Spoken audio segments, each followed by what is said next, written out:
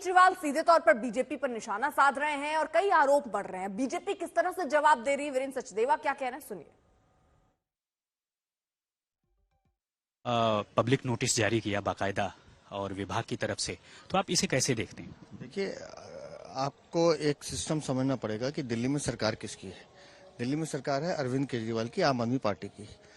और आम आदमी पार्टी की सरकार विज्ञापन निकालती है कि दिल्ली में जिस तरह की योजनाएं 2100 रुपये और संजीवनी का जिक्र है, ये हमारे कागजों में है ही नहीं, नोटिफिकेशन नहीं है, कोई प्लानिंग नहीं है।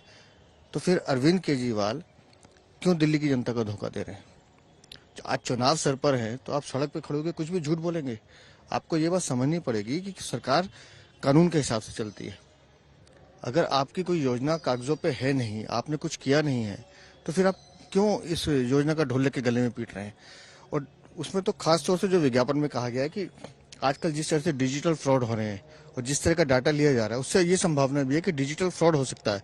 तो ये तो दिल्ली को सीधा सीधा चेतावनी है कि अरविंद केजरीवाल के झांसे में नहीं आना है। केजरीवाल जी ने यह भी कहा है कि अब ये लोग फर्जी केस बनाएंगे और फिर आतिशी को जेल में डालेंगे और बड़े बड़े आम आदमी पार्टी के नेता जेल जाएंगे। केजरीवाल कह रहे हैं आतिशी जेल जाने वाली है, इसका मतलब केजरीवाल के पास कुछ ऐसा है जिससे वो आतिशी को जेल भेजना चाहते हैं।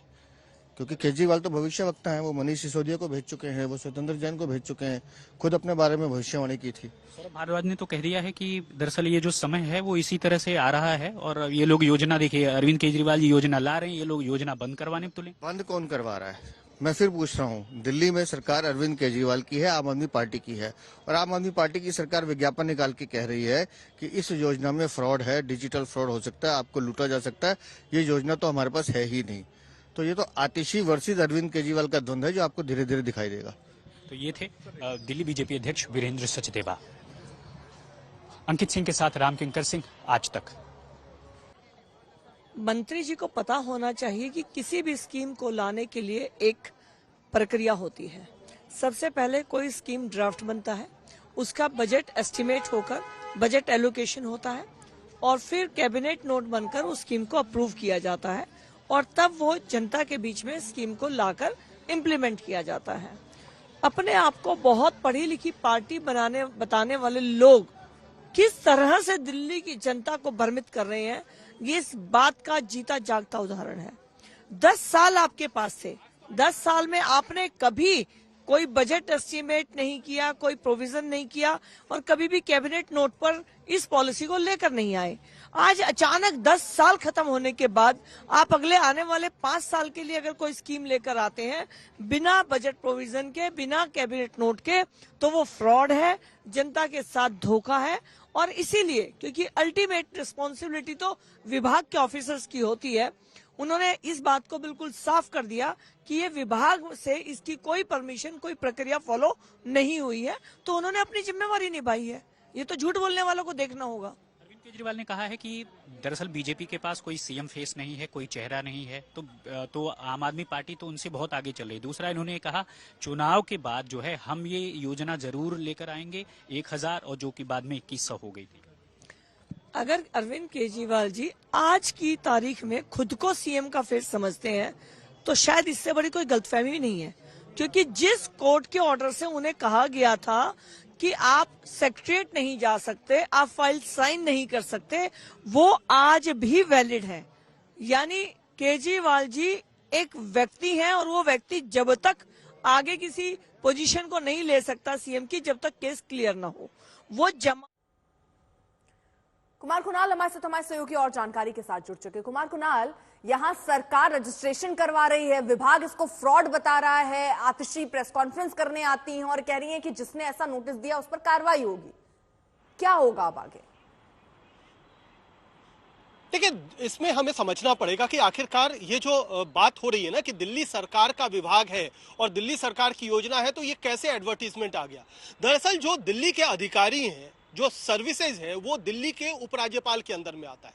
तो सीधे सीधे जो अधिकारी हैं वो अगर किसी के इंस्ट्रक्शन, आदेश, निर्देश पर चलते हैं तो वो दिल्ली के उपराज्यपाल हैं। तो ये एक नैरेटिव बीजेपी दे रही है कि ये आम आदमी पार्टी के अंदर ही टकराव है अरविंद केजरीवाल बनाम आतिशी हो गया है, क्योंकि आतिशी की सरकार है, अरविंद केजरीवाल स्कीम लॉन्च कर रहे हैं और आतिशी सरकार उसका खंडन कर रही है। दूसरी तरफ आम आदमी पार्टी कह रही है कि ये एक निगेटिव कैंपेन चला रही है बीजेपी, और जो योजनाएं वो लागू करने चाह रही है इलेक्शन के बाद, इलेक्शन जीतने के बाद, उसकी हवा पहले निकाली जा रही है। तो दो नैरेटिव बनाए जा रहे हैं। बीजेपी कह रही है कि ये आतिशी बनाम अरविंद केजरीवाल है, दूसरी तरफ अरविंद केजरीवाल कह रहे हैं कि ये निगेटिव कैंपेन है, इनके पास कुछ पॉजिटिव दिखाने के लिए है नहीं, तो इसीलिए ये नकारात्मक प्रचार कर रहे हैं। अब पब्लिक को समझना है कि आखिरकार किस पर भरोसा किया जाए, क्या बीजेपी पर भरोसा किया जाए कि ये सब कुछ नहीं लागू हो सकता, ये सारी चीजें जो हैं वो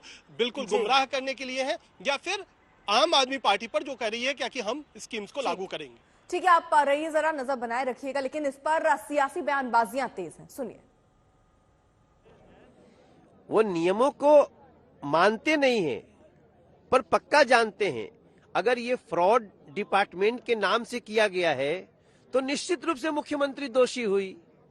तो उसको पता है कि अगली क्वेश्चन मुख्यमंत्री से हो सकता है कि भाई जब ये योजना ही नहीं, जो प्रस्ताव ही नहीं, तो आप साइन किस बात के लिए करवा रहे थे। और ऐसे केस में अगर मुख्यमंत्री फंस गए तो फिर निश्चित रूप से उनके साथ भी कार्रवाई वही होगी। तो ये बातें अरविंद केजरीवाल को पता है कि अब इसका भांडा फूट गया, अब ये तरह तरह की बात करेंगे। बड़ हैरान हूं मैं कि यार अरविंद केजरीवाल, तुम 10 साल शासन करने के बाद दिल्ली की जनता से फ्रॉड कर रहे हो। भारतीय जनता पार्टी नफरत और घृणा से इतनी भरी हुई है कि वो बुजुर्गों का, महिलाओं का, मिडिल क्लास का विरोध करने सड़क पर उतरा है। और याद कीजिए ये पार्टी का क्या चरित्र है। जब हमने फ्री बिजली लागू किया तब विरोध किया, जब हमने पानी फ्री लागू किया तब विरोध किया, जब हमने शिक्षा फ्री किया, इलाज फ्री किया, बुजुर्गों के लिए तीर्थ यात्रा फ्री किया, माताओं बहनों के लिए बस की यात्रा फ्री किया, फरिश्ते स्कीम लागू किया, हर योजना का विरोध किया इन्होंने। महिला सम्मान योजना की, यही योजना की घोषणा इन्होंने पंजाब की महिलाओं के लिए करी थी 2021-2022 में। आज तक 1 रुपया नहीं आया है पंजाब की बहनों के खाते में। आपके माध्यम से निवेदन करती हूं कि कृपया दिल्ली की बहनों के साथ धोखाधड़ी बंद करिए। दिल्ली के हेल्थ सेक्रेटरी ने यह कहा है कि आम आदमी पार्टी की दिल्ली सरकार की संजीवनी नाम की कोई योजना नहीं है, ये केवल चुनावी छलावा है। खुद हेल्थ सेक्रेटरी ने सीनियर सिटीजन से ये निवेदन करा, जो मैं आपके माध्यम से दोहरा रही हूं, कि कृपया बड़े बुजुर्ग अपना पर्सनल डेटा इस तरह अनजान लोगों को ना दे। दिल्ली के लोगों को अपने भाई और अपने बेटे अरविंद केजरीवाल के ऊपर भरोसा है। बांसुरी स्वराज कहे ना कि हम 5100 रुपए देंगे, बांसुरी स्वराज बताएं कि वो क्या देंगी। वो सिर्फ पिछले 10 साल तक अरविंद केजरीवाल को गाली देते रहे। भारतीय जनता पार्टी के पास ना नेता है, ना नीति है, ना नीयत है। सिर्फ गाली देके आप दिल्ली में चुनाव नहीं जीत सकते।